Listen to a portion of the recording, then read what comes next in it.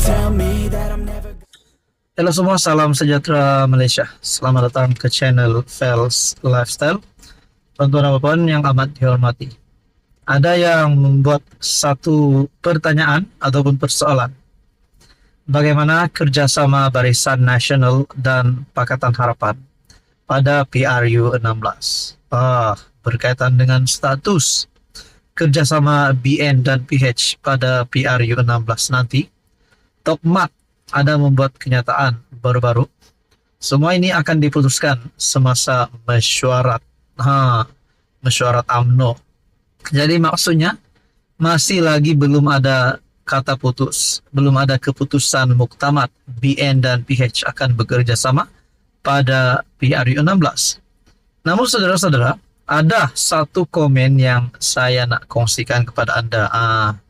Komen ataupun satu pandangan daripada penonton dalam channel ini yang membuat komen ataupun satu kenyataan yang pasti menggemparkan. UMNO pergi solo atau bersama PAS? Saudara-saudara, antara dua pilihan ini, mana yang lebih baik?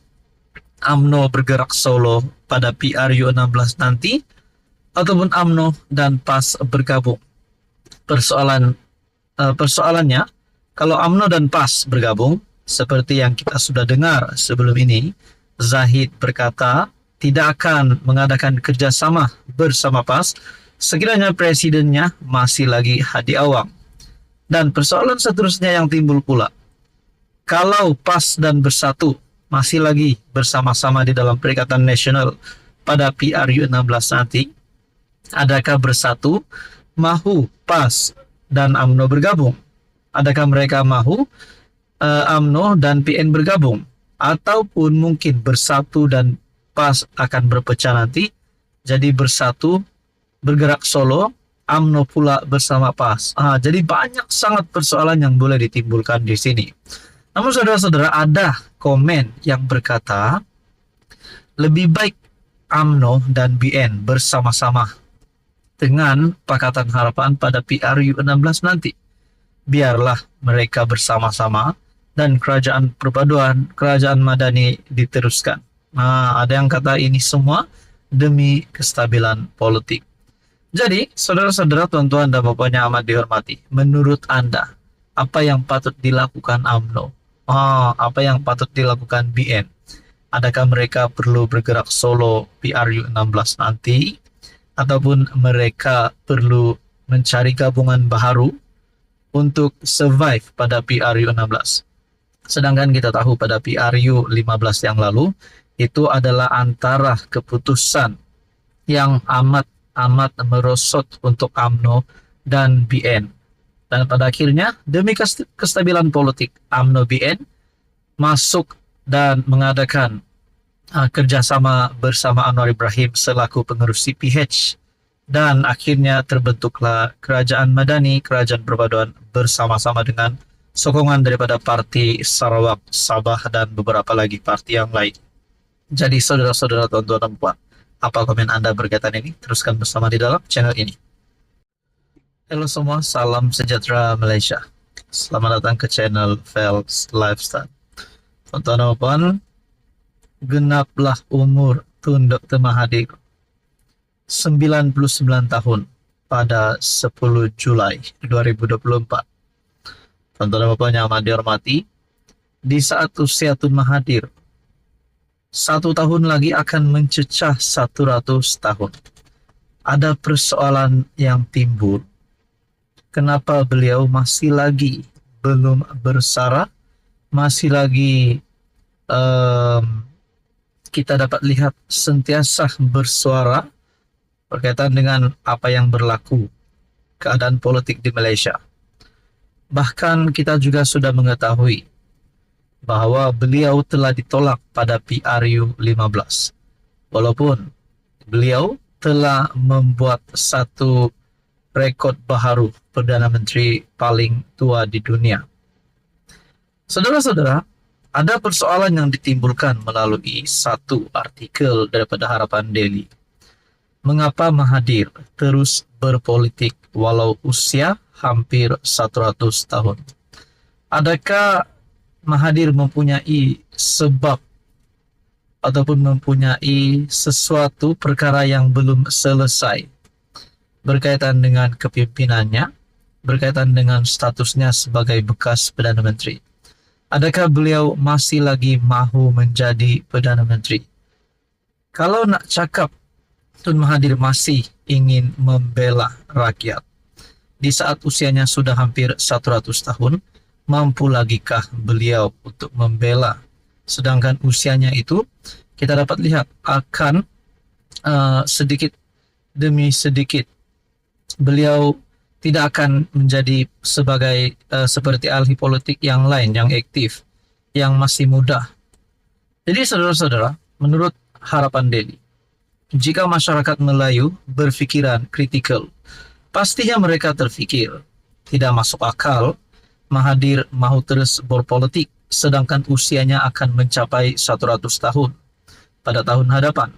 Nah, persoalannya bila Mahathir nak bersara, adakah nak tunggu 10 tahun, 20 tahun, 30 tahun, 40 tahun, 50 tahun lagi?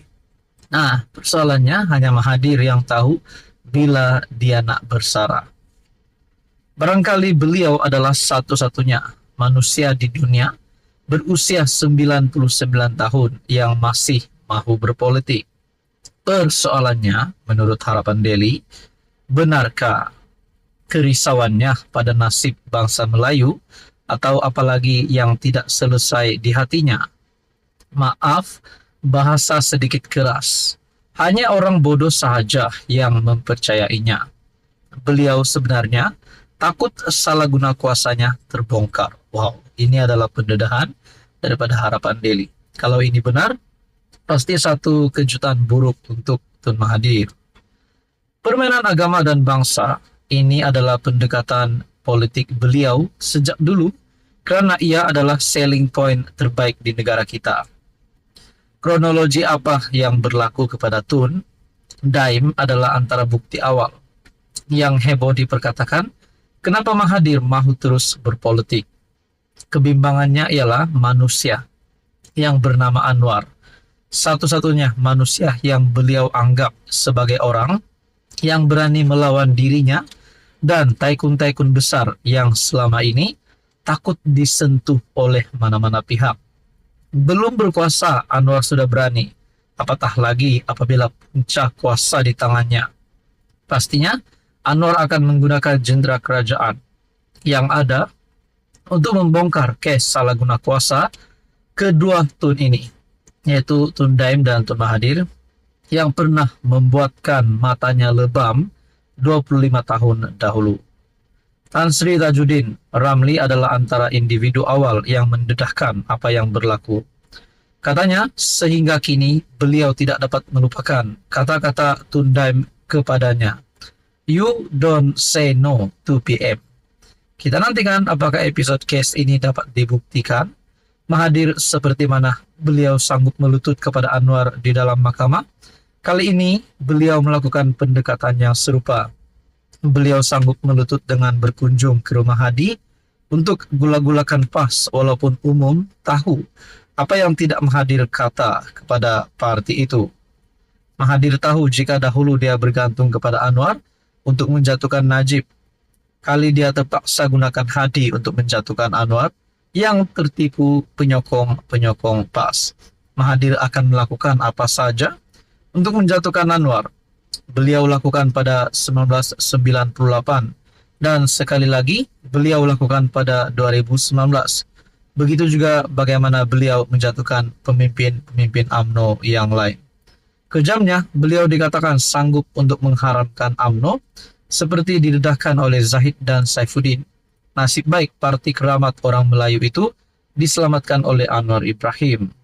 Mahathir tidak peduli semua itu asal matlamat menghalalkan cara, kata Tun Musa Hitam kepada Lim Kit Siang. I frankly don't trust Mahathir. Barangkali pun panjang umur kedua Tun ini untuk membuka minda orang Melayu bahwa bumi Melayu ini kaya raya tetapi tergadai seluruh harta benda oleh manusia yang tamak haloba. Ini adalah tulisan daripada Harapan Daily. Apa komen Anda? Saudara Bapak, adakah dengan ini Tun Mahathir dan juga Tundaim Zainuddin sebenarnya perlahan-lahan akan disombatkan di penjara oleh Anwar Ibrahim kalau benar apa yang ditulis di dalam tulisan ini. Nah, apa komen Anda? Sekian saja, teruskan bersama di dalam channel ini.